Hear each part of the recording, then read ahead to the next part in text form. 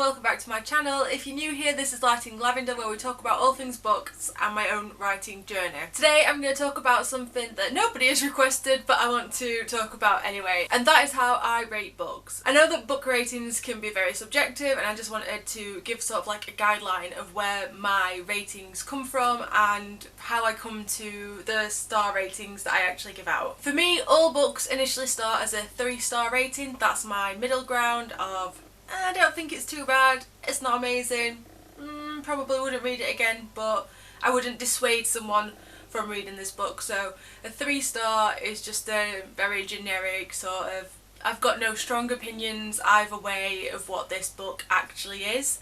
It's a book, I've read it, that's pretty much the line that I'm going to set for that. So every book starts out as 3 because I don't expect anything to be superbly amazing, but I also don't read stuff that I think I'm going to hate. So I do tend to just have like a general 3 stars in my head for the books. I've never given anything lower than a 1 star, so I don't think I've ever given like a half-star rating for a book. But if I did, 1 stars and lower of books that I did not like, would not recommend, there wasn't any sort of redeeming qualities to the book. This is also where any books that I wouldn't finish would fall into. I think there's only 1 book so far that holds that honour. So any DNF'd book, DNF'd? Yes. So any DNF books will fall into that 1-star category, but it's pretty much a book that I would not recommend to anyone. I wouldn't want anyone to waste time on reading it, and also it'd be something that I am either against from any of the themes or the way that a plot's developed. Any plot points that I think are not done in a sensitive way or done more for shock value rather than any substance, just it's like really extreme but only used as a shock value and there's no actual message around it or explaining the ramifications of whatever they've put in. Anything where the author doesn't care, it's going to just end up being a 1-star rating for me. That's just a very small category of books which I don't think have got much depth to them. A 2-star read is something that again I wouldn't want to recommend to any friends or family, but it is something that has slightly more redeemable qualities than a 1-star read. So the most notable one that I can think of from recent months is One Day by David Nichols. I really enjoyed the overall premise of the story, but because of how something was done right at the end, I really hated it, and I feel like it was a waste of time reading the book. The payoff from the ending of the book was not worth anything that it had built up to thus far, and honestly that just ruined the entire book for me. But however, I did enjoy the plot and the character development and the character arcs, and I did enjoy the way that the world was revolving and the world building through it. But because of something that happened, it's a 2-star. For me, a 2-star read is something where there are redeemable qualities. It could be as simple as there was one character I felt was really well written, or there was one piece of the plot that I think was beautifully put together, but overall it's not something that I wish to have spent time reading, and it's not something that I would recommend other people to read, just because to me personally it seems like a waste of time to go into that much detail for something when there's barely any payoff for it. So like I've already said, a 3-star rating for me is just a generic, I've got no strong opinions either way. It's not necessarily a bad book, it's not necessarily that there's anything wrong with it, it's just it didn't move me, it's not something that I'm going to spend a lot of time over, it's not made me think about anything, I've read it, I've not enjoyed it, but I've not been absorbed and pulled in and been like, oh, I really need to read this book. It's definitely more of a it's an okay book. So for me, I potentially would still recommend these to friends and family, but it'd be more a case of if they've asked about it, I'd say it's not bad, and let them make their own minds up on it, because it could be that for me I just have no strong feelings either way, but someone else might absolutely love it. Again, the same for 1 and 2-star reads. I might hate them, but they really like it. But that's the thing about reading, everything is so subjective, so anything that I love other people might absolutely hate, whereas the things that I hate other people are gonna love. But that's why I wanted to just share how I view things and like what it is for me of how I rate books. It seems almost intuitive for me for the ratings that I give. There's sometimes where I'm a bit umming and a bit umming and ahhing about something to try and understand whereabouts it should fall, but that's only if it's a sort of in-between rating. 4-star ratings for me are probably the most common ratings that I will give. A lot of books that I read I really enjoy, and they might be some of the best books that I've read in a while, but a lot of books that I read do end up being a 3 or a 4-star reading, just because, again, I'm not going to choose things that I think I won't like, so I do tend to follow a similar sort of pattern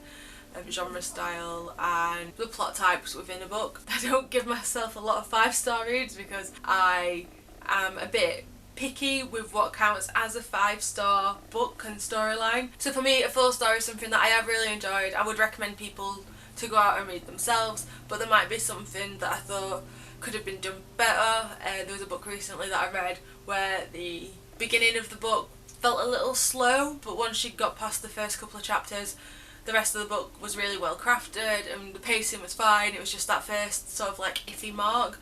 So instead of it being 5 stars, it drops down to 4, and it's that sort of thing where there might just be a little thing where I'm like, oh, it just seems a bit it's not quite there.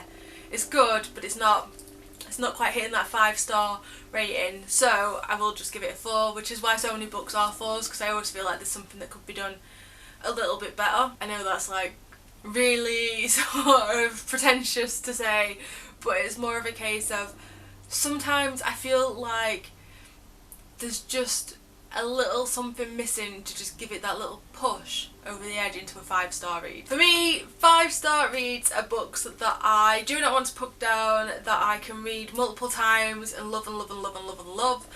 The ones where I'm just engrossed in the story, I don't want to have to stop reading for any reason, I just want to sit in my little reading bubble and just like finish it and consume everything that I can. There's not been many 5-star reads for me. I think this year there might only be 3 or 4 so far.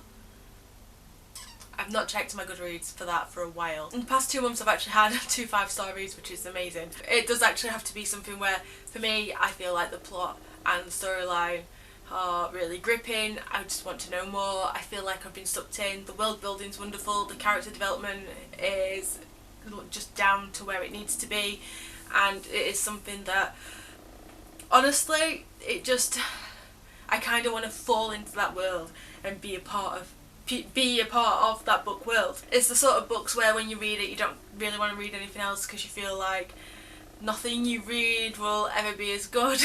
The book I've just finished is one of those, but where I'm now questioning my own writing. So it's like, oh, this book's is just so good.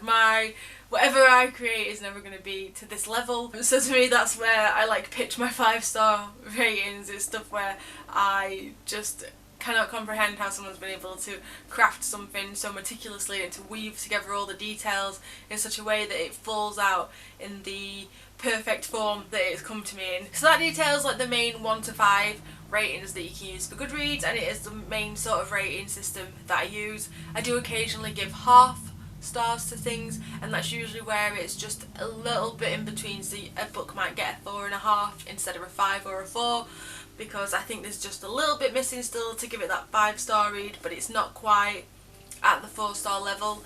Again, the same with all of them. So a book recently that I read was a 3.5, just because I feel like 3, I did it because I enjoyed it more than what I would usually give a 3-star rating to, but it wasn't quite as great or gripping as a 4-star read, so it kind of just slots in the middle somewhere.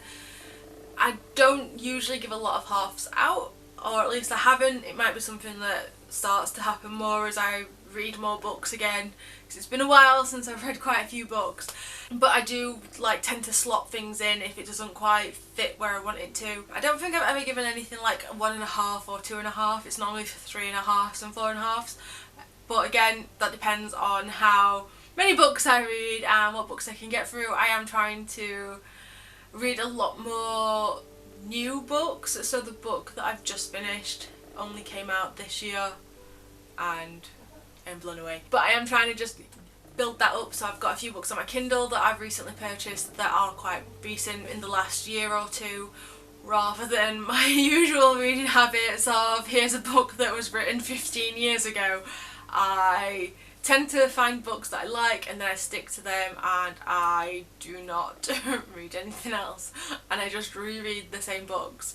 I don't buy new versions of the book, but I will just reread it. So it'll be interesting to see how my rating changes and how many books do end up with a half-star rating in the future based on this new I'm going to try and read more. I'm going to be using my local library a lot more often, and I think I'm going to try and pick up some, I say recent, but more recent than what I have been reading, and try and get through some popular series that people have been speaking about on BookTube for a while and give my thoughts on them, or at least see how I feel about these authors. So I'm a little bit excited about that as well, just because it's going to be a different sort of reading scape for me. I still have, I think it's 57 books left on my TBR from what I counted a couple of months ago, but I recently opened a box that I showed in my most recent monthly vlog, and there is quite a few books in there that I've not read, so I'm slowly trying to get through all of those.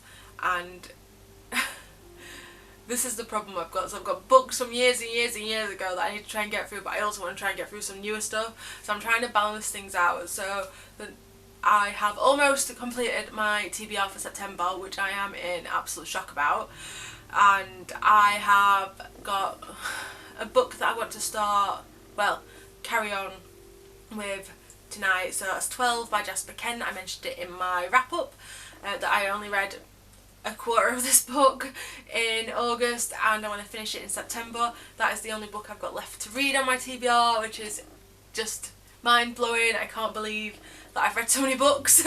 I've read 3 books this week, and I've not read that many books for so long, and it's been just so wonderful, but I have had to like not do other things to get to that. So what I'm trying to do is get through the books that I've got that I've had for years, and also try and read newer things. So I've got a couple of new books on my Kindle, and I'm also going to be using my library, so it might change the way that I rate my books a little bit, but I think it's just going to be more of a case of a few more half-star reads than anything. So, digressions.